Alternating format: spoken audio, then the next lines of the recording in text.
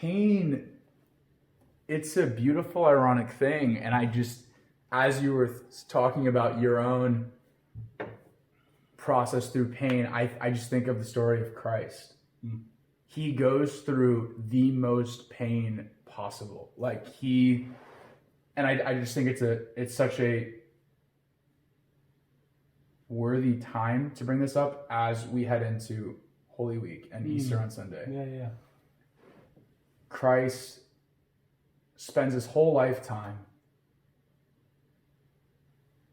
giving to the poor, healing the sick, caring for the lame, like preaching a message of love. And at the climax, the pinnacle, the end of his life, what does he experience? The exact opposite of his entire testament. He experiences the deepest, darkest pain.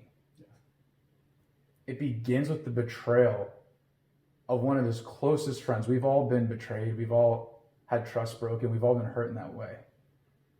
But imagine being betrayed in a way where your life was sold away.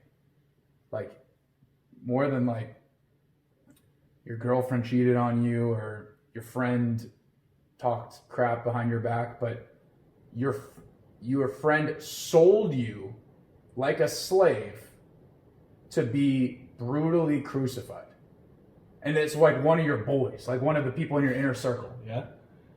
So first he goes through that emotional trial of being completely sold away.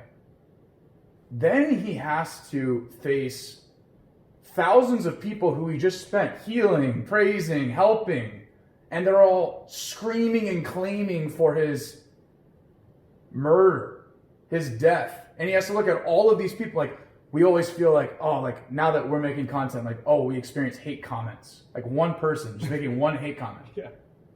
Imagine looking out, and this is not a screen, but like a crowd of people saying, crucify him about you. Yes. So social isolation. He experiences that pain, right?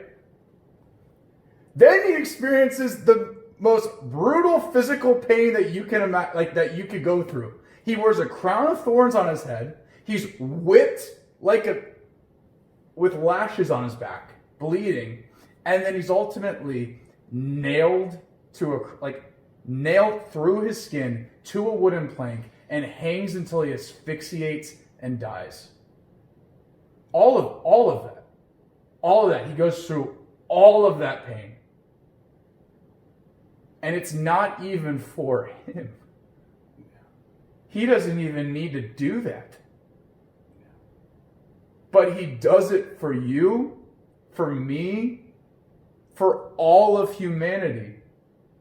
He does that to show us that death is not the answer of this simulated life that we find ourselves in. That hate and pain is not the answer of this simulated life.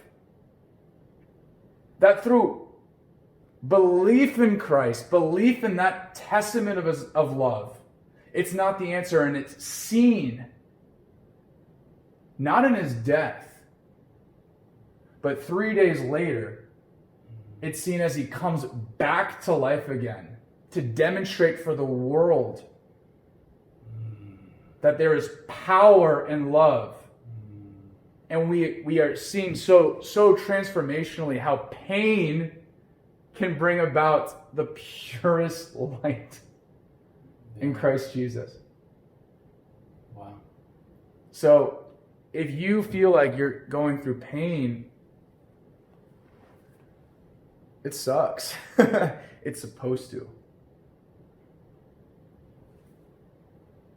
But it doesn't end there. It's transformed. Yes. And it can be a beautiful thing.